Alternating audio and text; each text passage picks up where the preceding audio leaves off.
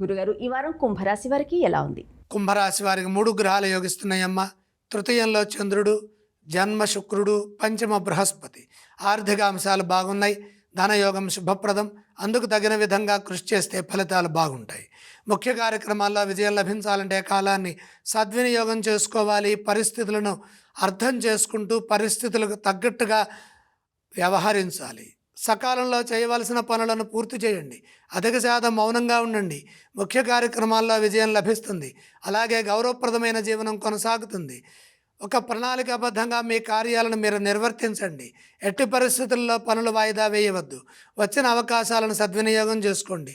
దైవ బలం ముందుకు నడిపిస్తుంది. ఏకాగ్రత పనిచేస్తే త్వరగా పనులు పూర్తవుతాయి.